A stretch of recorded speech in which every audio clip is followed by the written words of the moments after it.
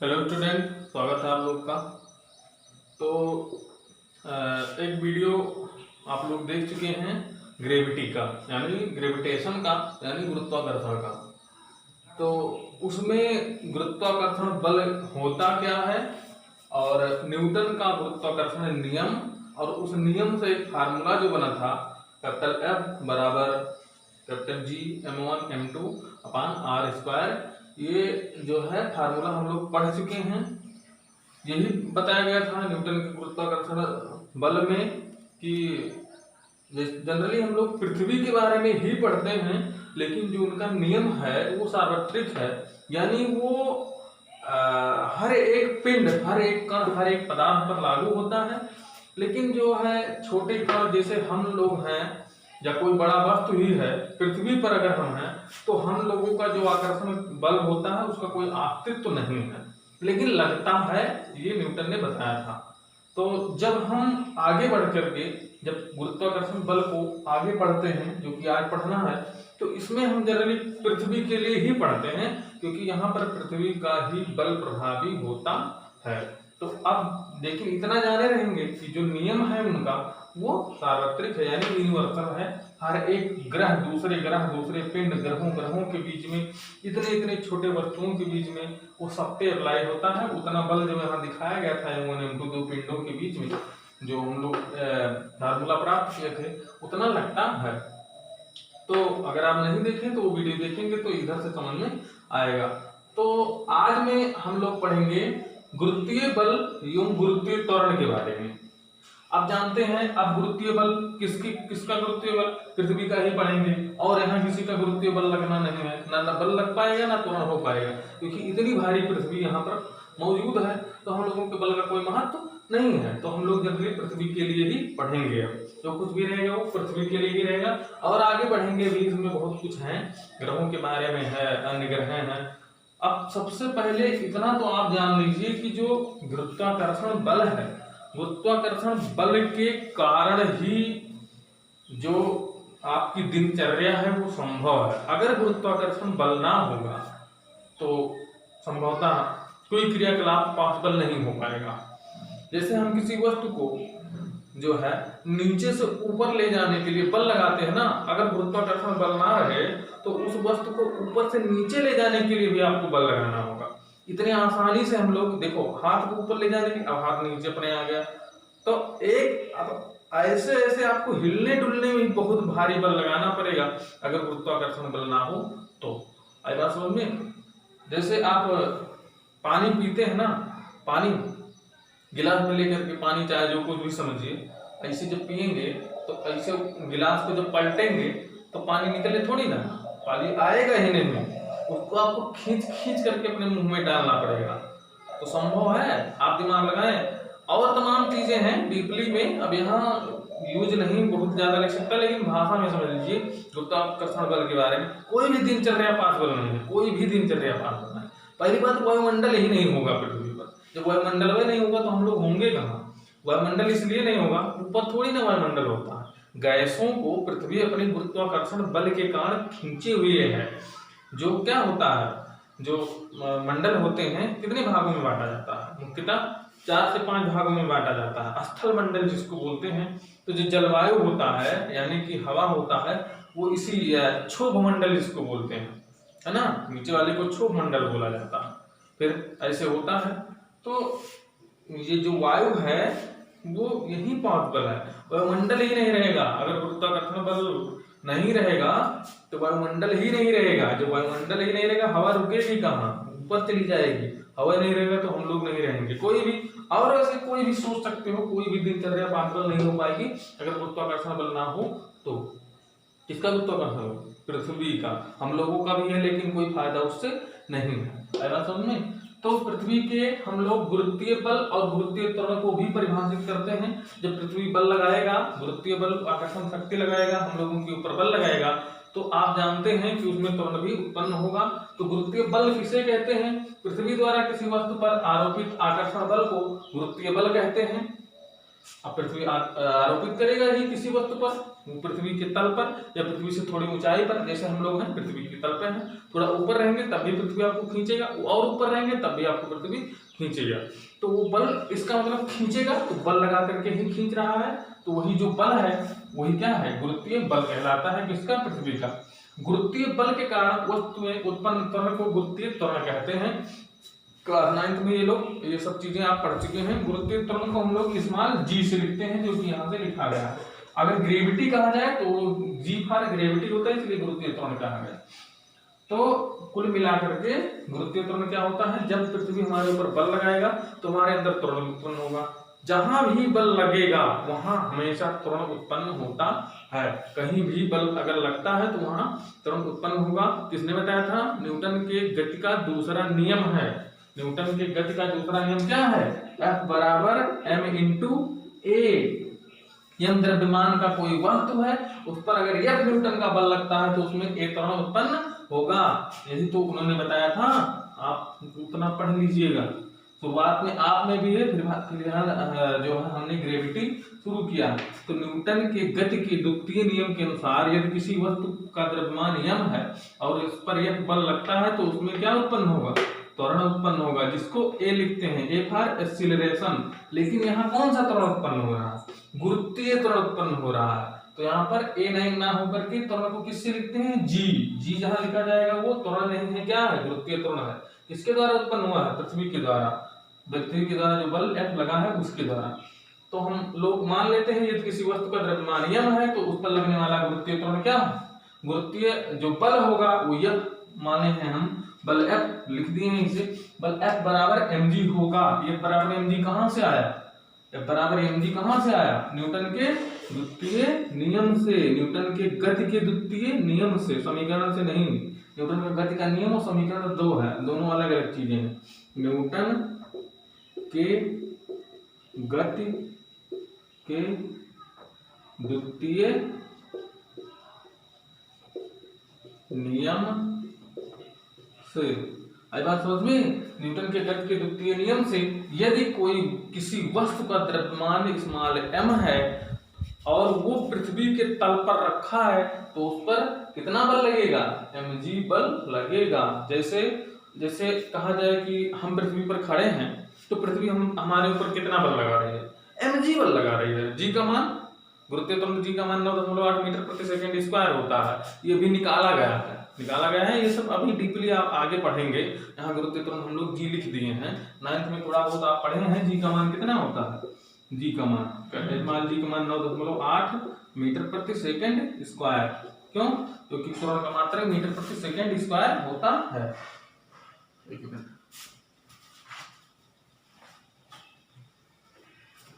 तो ये चीजें हैं। तो यदि किसी वस्तु का द्रव्यमान यम है तो उस पर लगने वाला जो गुरुत्वीय बल होगा वो एक बराबर mg होगा।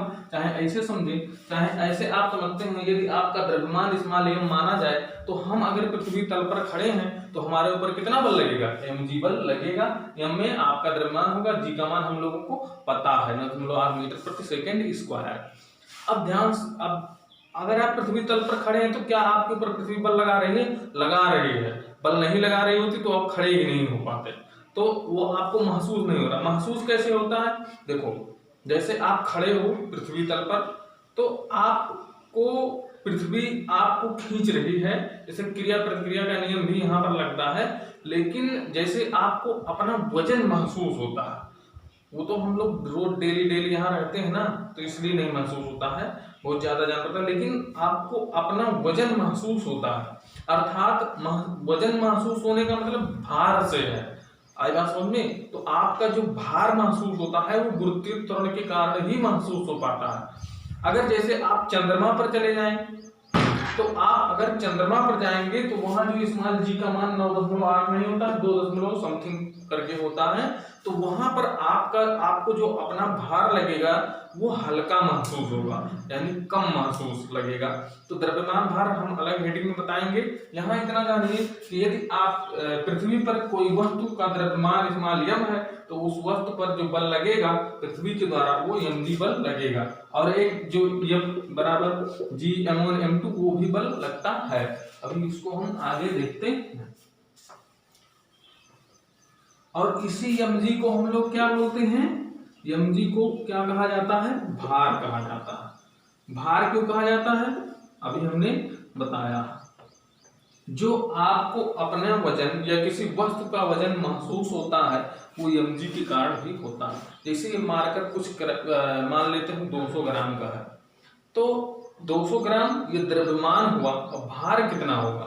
देखो द्रव्यमान के कारण वजन महसूस नहीं होता है, भार होता है वही महसूस कराता है। जैसे हम अपने हाथ पर रख लिए तो इसमें यम है ना, इसका कोई द्रव्यमान है, लेकिन हम अपने हाथ पर जब रखे तो ये क्या कर रहा है, दबा रहा है, हमारे हाथ को दबा रहा है, लेकिन हम कुछ बल लगा करके इसको रोकें।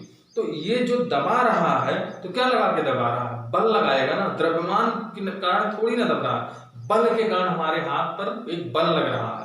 तो ये जितना बल लग रहा है उतना बल हमारे हाथ के द्वारा लगा है, या उससे ज्यादा लगा, कम से कम उतना लगा, तब ये मार्कर रुका है। तो कुल मिला के ये बल यहाँ मार्कर के हमारे हाथ के बीच में एक बल कार्य कर रहा है, वही क्या है, वही mg है। इसीलिए इसको भार बोला जाता है।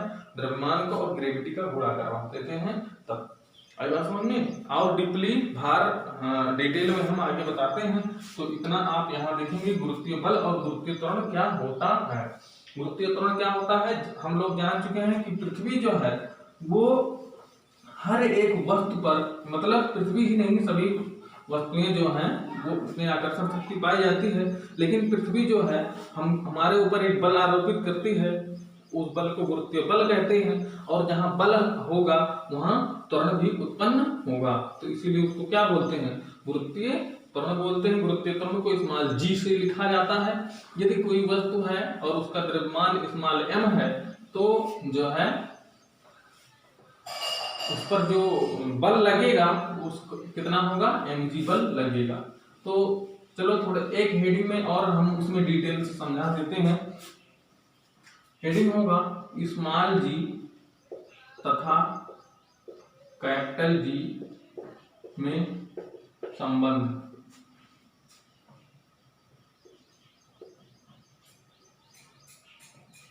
Relation between small g and capital G। तो ये तो है हेडिंग, लेकिन निष्कर्ष इससे बहुत कुछ निकलेंगे। तो हम मान लेते हैं, कुछ मानेंगे। सबसे पहले क्या मानेंगे कि स्मॉलियम द्रव्यमान का कोई वस्तु जो है वो पृथ्वी तल पर रखा। हम लोग पृथ्वी तल पर ही तो हैं, लिखते हैं माना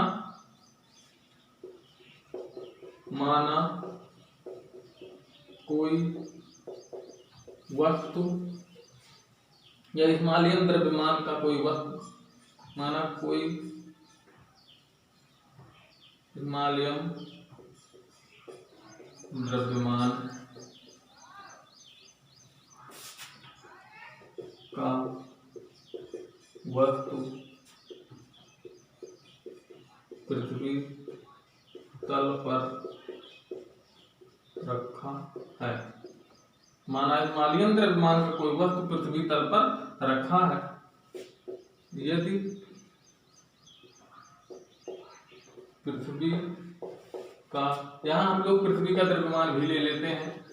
यदि पृथ्वी का द्रव्यमान me, कैपिटल M लिखेंगे, e मात्रा अर्थ, इसीलिए हमेशा जहाँ पृथ्वी का द्रव्यमान लिखा जाता है वहाँ पृथ्वी का द्रव्यमान जो है me लिखा जाता है। तो यदि पृथ्वी का द्रव्यमान स्मॉल me तथा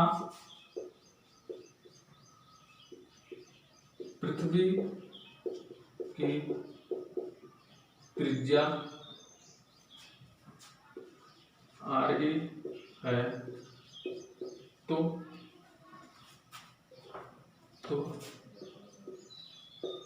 न्यूटन के गुरुत्वाकर्षण के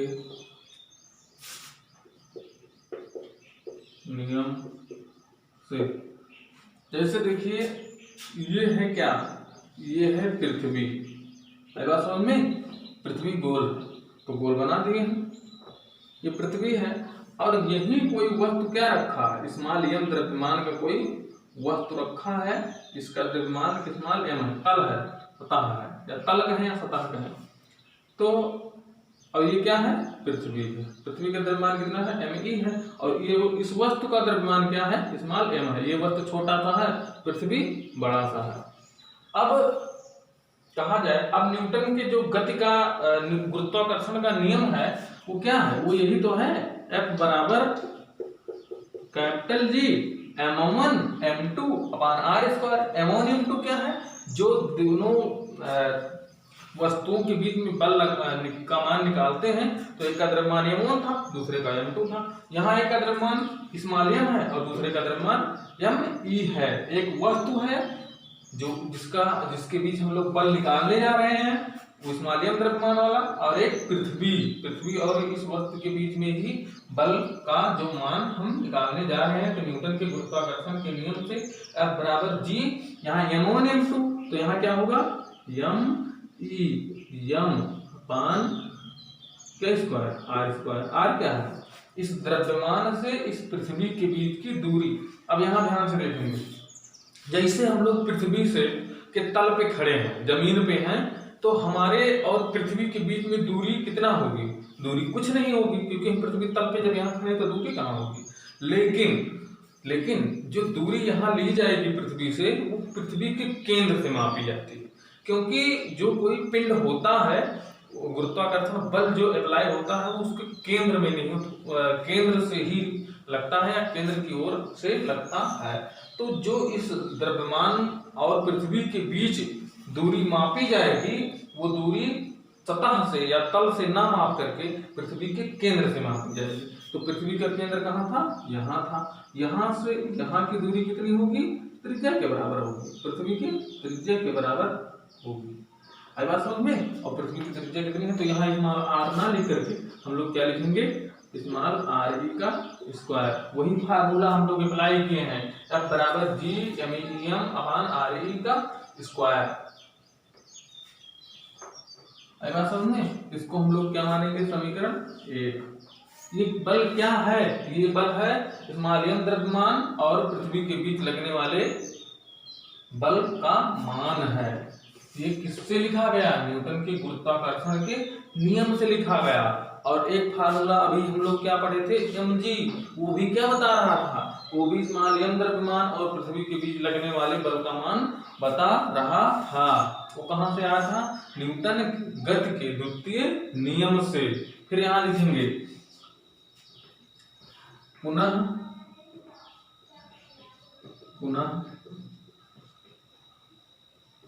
न्यूटन के गति के द्वितीय नियम से, न्यूटन के गति के द्वितीय नियम से द्रव्यमान m तथा पृथ्वी के बीच बल F बराबर m इंटू जी, इसको मानेंगे समीकरण नंबर 2। ये न्यूटन के गुरुत्वाकर्षण नियम से लिखा गया है, न्यूटन के गति के द्वितीय नियम से लिखा गया है, जहाँ जी क्या है, जहाँ जी इस पृथ्वी का गुरुत्वीय त्वरण है। हमने मान लिया है कि गुरुत्वीय त्वरण जब जी है, तो हमने मान लिया है कि वो जो है बल है। अब देखिए, ये जो F लिखा है, ये भी स्मॉल द्रव्यमान पर ही बल का मान है, और जो F ये लिखा है F बराबर mg, ये भी मान है। हालांकि यहाँ जो m द्रव्यमान है वो भी पृथ्वी को अपनी ओर खींचेगा, लेकिन इसके तुलना में इसका कोई महत्व नहीं है। तो कुल मिलाकर के हम कहेंगे, यहाँ जब कहेंगे तो यहाँ कहेंगे, देखिए न्यूटन के जो गति का गुरुत्वाकर्षण नियम है, ये इन दोनों के बीच लगने वाले बल का मान है। लेकिन यहाँ ये इस पर पृथ्वी पर m द्रव्यमान का वस्तु पृथ्वी पर कोई बल नहीं लगाएगा, लेकिन उसका कोई मतलब है नहीं, मतलब है अरबों गुना पृथ्वी बड़ी है, तो सबसे ज्यादा बल पृथ्वी ही इसको खींच रही है। कुल मिला के ये वह द्रव्यमान इस पृथ्वी को नहीं खींच रहा है, पृथ्वी इसको खींच रही है। ठीक, तो ये यही फार्मूला तो वही रहेगा। अब जो अगर हमने मान लेते हैं कि बल F जो है पृथ्वी लगाती है m द्रव्यमान की वस्तु से, तो गति के द्वितीय नियम से F बराबर ma अभी बताए हैं जस्ट, तो यहाँ F बराबर mg हम लिख सकते हैं। g क्या है, पृथ्वी का गुरुत्वीय त्वरण है तल पर, तो जो है ये हम लिख सकते हैं। तो यहाँ भी m द्रव्यमान की वस्तु पर इतना बल लग रहा है। तो जब दोनों बल जो है वो इसी द्रव्यमान पर ही लग रहे हैं, अर्थात दोनों बल बराबर होंगे। अतः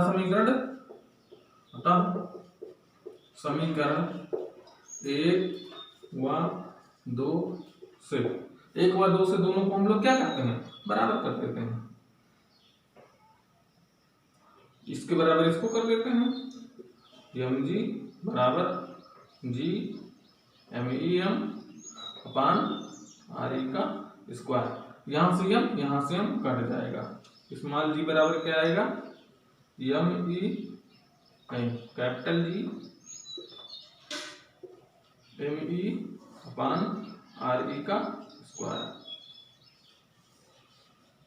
ये क्या आया, ये आया स्मॉल g, ये आया गुरुत्वीय त्वरण स्मॉल g बराबर a। अब कैपिटल G सार्वत्रिक गुरुत्वाकर्षण नियतांक, इसका मान हमको पता रहता है ऑलरेडी 6.67 × 10⁻11 न्यूटन मीटर स्क्वायर प्रति किलोग्राम स्क्वायर। द्रव्यमान इसका पता है, पृथ्वी का द्रव्यमान भी पता है बात समझ में, और पृथ्वी की त्रिज्या भी हमको पता है। तो यहाँ सब कुछ पता है, कभी बदलने वाला है। कैपिटल जी का मान कभी बदलेगा नहीं बदलेगा, पृथ्वी का द्रव्यमान बदलेगा नहीं बदलेगा, त्रिज्या पृथ्वी की नहीं बदलेगी। तो जब इसको हम पूरा वैल्यू रख करके सॉल्व करते हैं तब ये कितना आता है, 9.8 मीटर प्रति सेकेंड स्क्वायर आता है। तो जी का मान यहीं से पता चला था, तो वो तो वैल्यू हो गई। लेकिन आप इसको ध्यान से देखिए तो ये स्मॉल जी और कैपिटल जी में संबंध है, जो कि आपका हेडिंग पूछ रहा था। संबंध यहाँ तक हो गया। मानने के लिए हम यहाँ कुछ लिख दिए हैं और कुछ बोल दिए हैं, उसको आप अपने हिसाब से मान सकते हैं। तो कुल मिलाकर के ये जी क्या है, गुरुत्वीय त्वरण है। किस पर लग रहा है, स्मॉल m के द्रव्यमान पर गुरुत्वीय त्वरण जी का मान, जी गुरुत्वीय त्वरण जो है स्मॉल m द्रव्यमान पर लगेगा, या पृथ्वी का जो गुरुत्वीय त्वरण होता है। अब पृथ्वी का गुरुत्वीय त्वरण किस पर लगेगा, पृथ्वी पर थोड़ी ना लगेगा, किसी अन्य द्रव्यमान पर ही लगेगा। तो ये पृथ्वी का गुरुत्वीय त्वरण आया, तो अब जो कि स्मॉल m द्रव्यमान पर लग रहा है, तो ये वैल्यू है। अभी ये बहुत कुछ समझा रहा है। जैसे हम मान लेते हैं कि जो m द्रव्यमान माने थे ना, तो उस पर गुरुत्वीय त्वरण का मान g आया, यानी ये 9.8 है, तो लिखा है 9.8 मीटर प्रति सेकेंड स्क्वायर। ये हम मान लेते हैं ये 1 किलोग्राम का था, अब ये 10 किलोग्राम का है, 10 केजी का द्रव्यमान हम ले लिए। तो इस फार्मूले में हम जी का मान कैलकुलेट करेंगे, तो यहाँ स्मॉल m कहीं दिखाई दे रहा है, स्मॉल m है ही नहीं।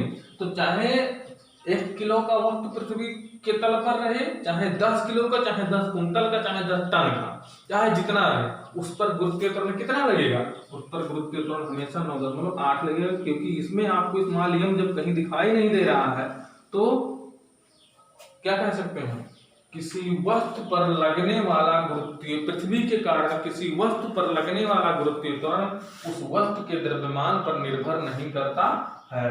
आई बात समझ में, अर्थात जितना गुरुत्वीय त्वरण हमारे ऊपर लग रहा है, उतने गुरुत्वीय त्वरण इस मार्केट के ऊपर भी लगेगा। आई बात समझ में, अर्थात उतने गुरुत्वीय बल, जब त्वरण उतने लगेगा तो बल तो mg होगा, तो भार अलग अलग हो जाएगा।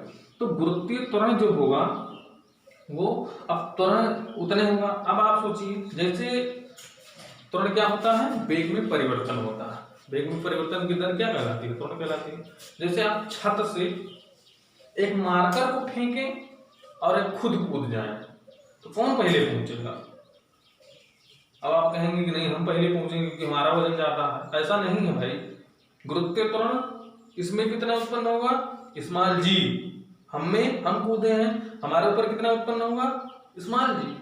तो इसमें वेग परिवर्तन कितना होगा, मीटर प्रति सेकंड स्क्वायर। हमें तो वेग परिवर्तन जब समान ही हो रहा है, तो सबसे पहले नीचे कौन पहुंचेगा, दोनों बराबर से पहुंचेंगे। अर्थात यहां से हम कह सकते हैं कि किसी वस्तु में जो गुरुत्वीय त्वरण उत्पन्न होता है वो वस्तु के द्रव्यमान पर निर्भर नहीं करता है। अर्थात हम किसी ऊंचाई से अलग अलग द्रव्यमान के किसी भी वस्तु को एक साथ फेंक देते हैं तो वो पृथ्वी पर समान समय में आकर के गिरेंगे। ये सबसे ज्यादा इंपॉर्टेंट और नोटिस करने वाली बात है, आप अपने दिमाग में बैठा लीजिए। आप ये कभी नहीं कह सकते कि जो भारी ज्यादा वजन का होगा वो पृथ्वी पर गिरेगा। आई बात समझ में, चाहे इसको फेंके, चाहे एक सुई फेंके, चाहे कुछ भी फेंके, दोनों साथ में आकर के पृथ्वी पर गिरेंगे। क्यों गिरेंगे, क्योंकि सब में वेग परिवर्तन समान होगा। कैसे समान होगा, अर्थात गुरुत्वीय त्वरण सब में समान ही उत्पन्न होगा, तभी तो वेग परिवर्तन, गुरुत्वीय त्वरण समान होने की वजह से वेग परिवर्तन समान हो रहा है। ऐसा हम नहीं कह रहे, ऐसा ये व्यंजक कह रहा है। और ये व्यंजक क्या है, किसी वस्तु में उत्पन्न गुरुत्वीय त्वरण को तो ही प्रदर्शित कर रहा है, इसमें ना इसकी वैल्यू बदलनी है, ना इसकी बदलनी है, ना इसकी बदलनी है। आई बात समझ में?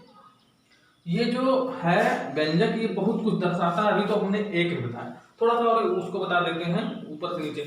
अब जैसे आप कहें कि जो है जैसे जितने द्रव्यमान का है उतने द्रव्यमान का, ऐसे हम किसी कोई लंबा चौड़ा वो ले लें, कोई चकती टाइप में ले लें, इसका द्रव्यमान इस मार्केट के बराबर है, तो इसको नीचे फेंकेंगे, इसको नीचे फेंकेंगे, तो जो चकती वाला है ना वो थोड़ा स्लो गिरेगा, ये जल्दी गिरेगा, ये जल्दी पहुंच जाएगा पृथ्वी पर। ऐसा क्यों होगा? ऐसा इसलिए होगा क्योंकि जब चकती नुमा कोई वस्तु फेंकेंगे तो वायु का प्रतिरोध भी तो है, हवा उसको रोकेगा ना, इसको हवा कम रोक पाएगा, इसका क्षेत्रफल एरिया कम है तो ये जल्दी से पहुंच जाएगा, उसको हवा ज्यादा रोकेगा।